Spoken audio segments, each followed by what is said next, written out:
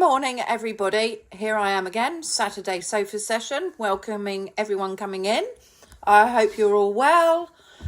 Back in the house today and on the sofa. The weather's not great everywhere, a bit of a shame, but we're going to be talking about flexibility. Hence the lovely flexible way my video is out there this morning.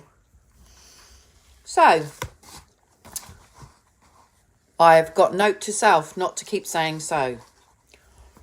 Flexibility, what does it mean to you? Morning, Sally. Morning, Ange, doing her ironing. Lovely to see all my regulars back. Talking about flexibility, and I've just had my bacon sandwich, so excuse me. Flexibility then. Physically, mentally, work-life balance. So let's talk about the physical side now. The physical side of flexibility is to allow us to improve our motion and our movement.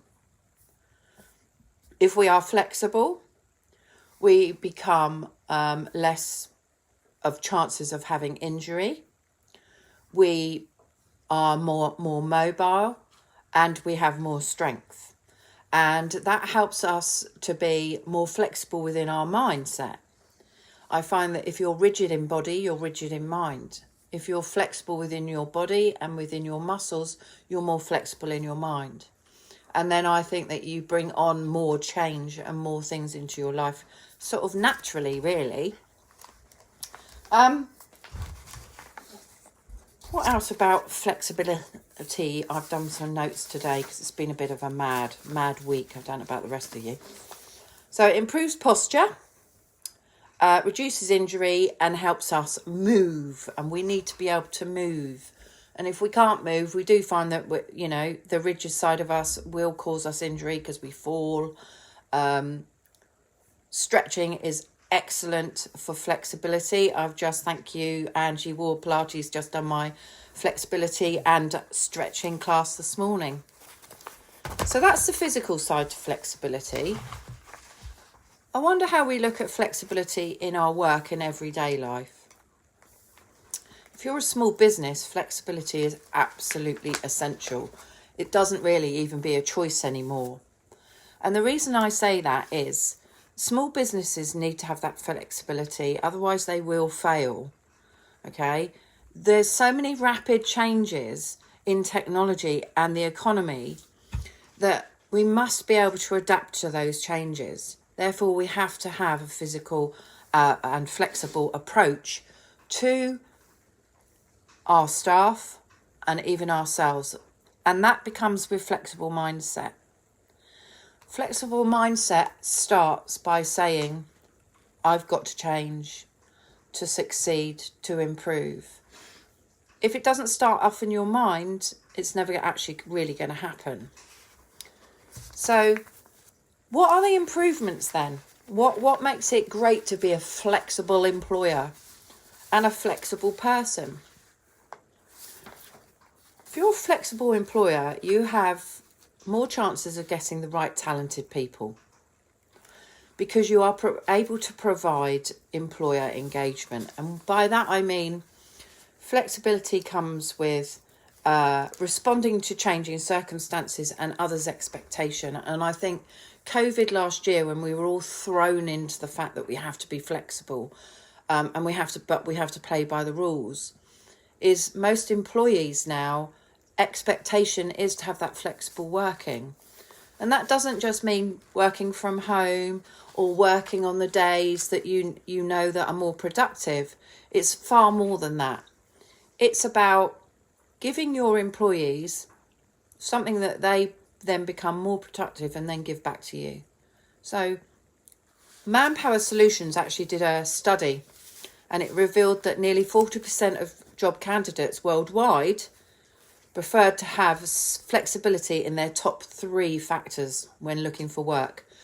Flexibility, adaptability are the top 2. I'm going to leave it to you to let me know what the third one is. And these also apply to yourself. It's not just about finding work or being in work.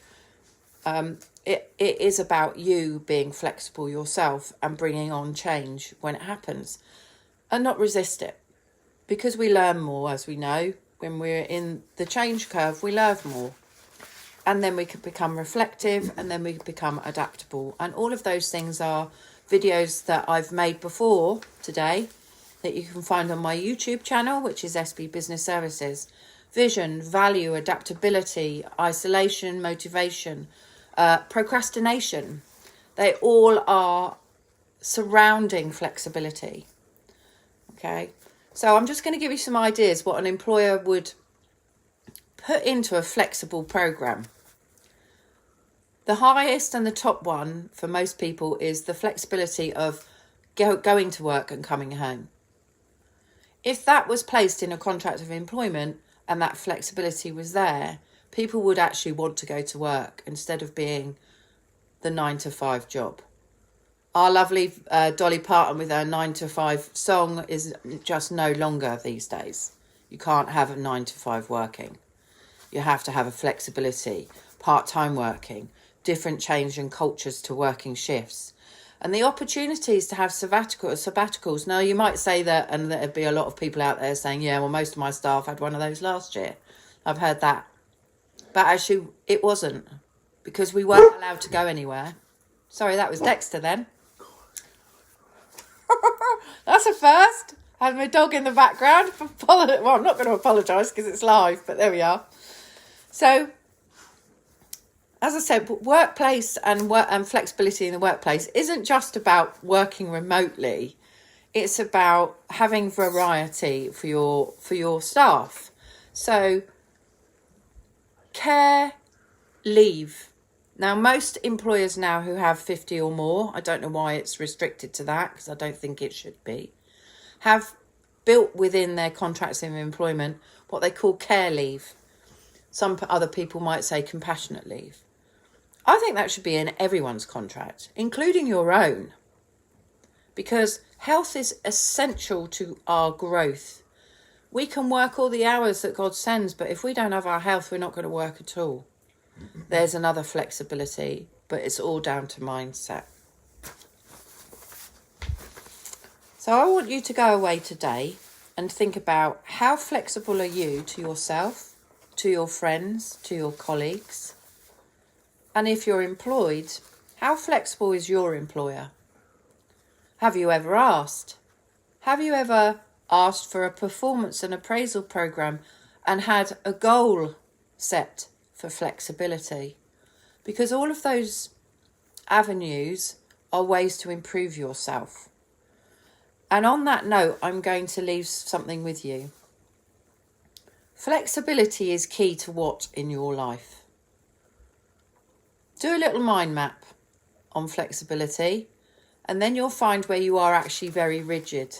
It might actually be in your thought process towards someone else. It might actually be to yourself or to a situation. But flexibility is key to progress, and it stops you from procrastinating.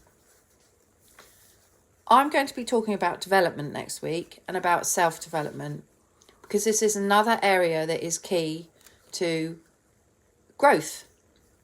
And that's what I'm hoping that all of these videos help you with, to be able to grow internally and externally in your work and your home life and your love life, relationships. Could even be relationships with your dogs, your cats, your brothers, your sisters, your mums, your dads, everybody. Let's choose flexibility. It's key to success. Remember, ladies and gents, bring me all your messages, bring me your ideas and your experiences. And if you've got any ideas that you want me to put forward next week on self-development, do let me know, because it's really important. This, like I say, every week is about you. Okay? Have a really, really great week. Be flexible. Stay safe. Bye.